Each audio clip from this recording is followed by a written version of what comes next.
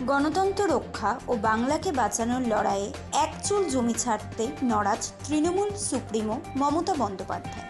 শুক্রবার উত্তর ২৪ পরগনার স্বরূপনগর ও বসিরহাটে আয়োজিত নির্বাচনী জনসভা থেকে বিজেপি এবং কেন্দ্রীয় এজেন্সির বিরুদ্ধে একরাশ ক্ষোভ উগরে দিলেন তিনি।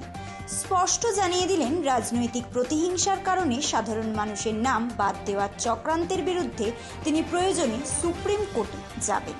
এদিন স্বরূপনগর বিধানসভার তেতুলিয়া হাই স্কুল মাঠ এবং বসিরহাট উত্তরের ব্রহ্মানন্দ বিদ্যাভবন স্কুল মাঠের জনসভা থেকে মমতা বন্দ্যোপাধ্যায় বলেন, সাপকে বিশ্বাস করবেন কিন্তু বিজেপিকে বিশ্বাস করবেন না।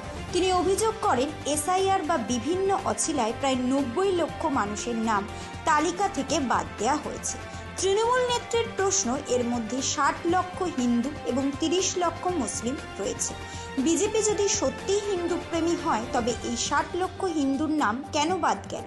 তিনি আরও জানান, তার নিজের এলাকাতেই প্রায় ৪০,০০০ মানুষের নাম কাটা গিয়েছে, যার অধিকাংশ হিন্দু ভোটার।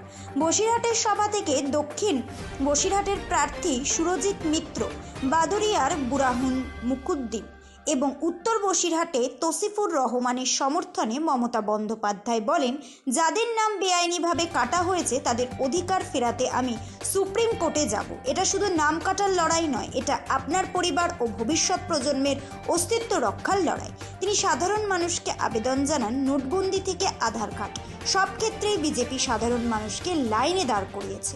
এবার গণতন্ত্র বাঁচাতে সেই যন্ত্রণার জবাব দিতে একদিন লাইনে দাঁড়িয়ে ভোট দেওয়ার অনুরোধ করেন তিনি।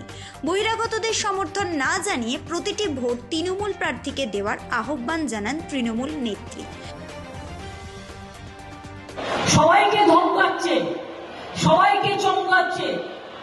বাংলা দখল করবার জন্য বিজেপি হয়েছে হ্যাংলা।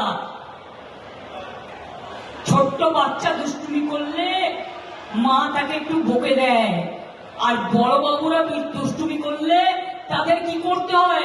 ধরে ধরে গণতন্ত্রে থাপ্পড় মারতে হয়। এটা মাথায় রাখবেন।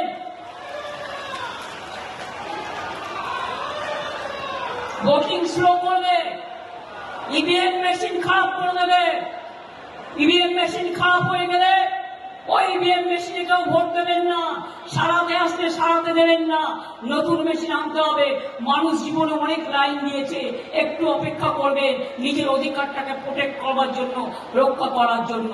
দুই হচ্ছে, আমাদের লোকেরা দেখে নেবেন যাতে ভিভিপ্যাট শুদ্ধ কাউন্টিং হয় এবং প্রত্যেকটা পার্টি টিপে টিপে ভোট দিয়ে দেখতে হবে সম্পূর্ণটা। ধৈর্য হারালে চলবে না। কাউন্টিং এর পরেও বদমাইশি করতে পারে, স্লো কাউন্টিং করবে আর স্লো ভোটিং করবে। এক পক্ষ বিজেপি পক্ষ, মনে রাখবেন দেশে কোনো নিরপেক্ষতা কিচ্ছু নেই। সংবিধান শেষ করে দিয়েছে, গণতন্ত্র শেষ করে দিয়েছে, কোনো কিছু নেই। আমি তো রাস্তা থেকে সুপ্রিম কোর্টেও ছুটে গিয়েছিলাম, কোনটা নিয়ে লড়াই করি।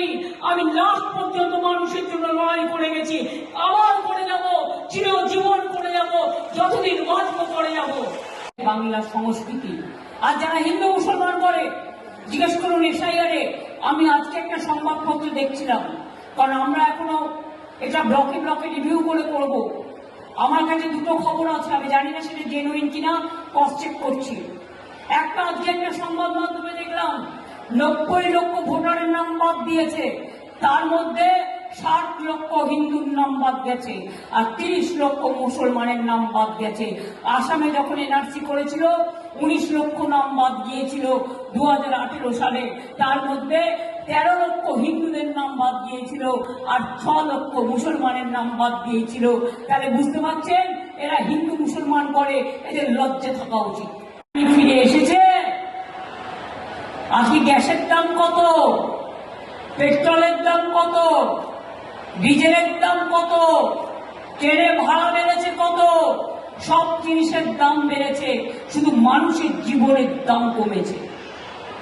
মনে রাখবেন, এদের আমলে, বিজেপির আমলে সারা দেশটা শেষ হয়ে গেছে।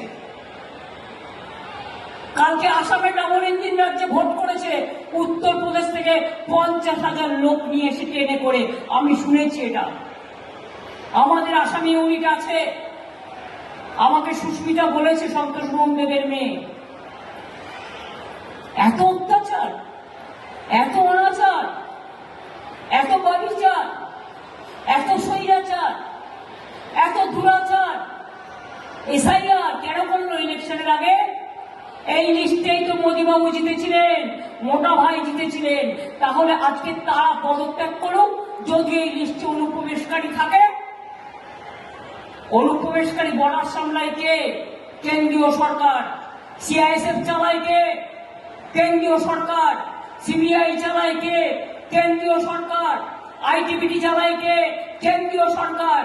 যদি কেউ অনুপ্রবেশকারী ঢোকে তো অমিত শাহ ডিজাইন করা উচিত, আমাদের নয়, কারণ আমরা ঢোকাই। ব্যুরো রিপোর্ট, রাত দিন নিউজ নেটওয়ার্ক।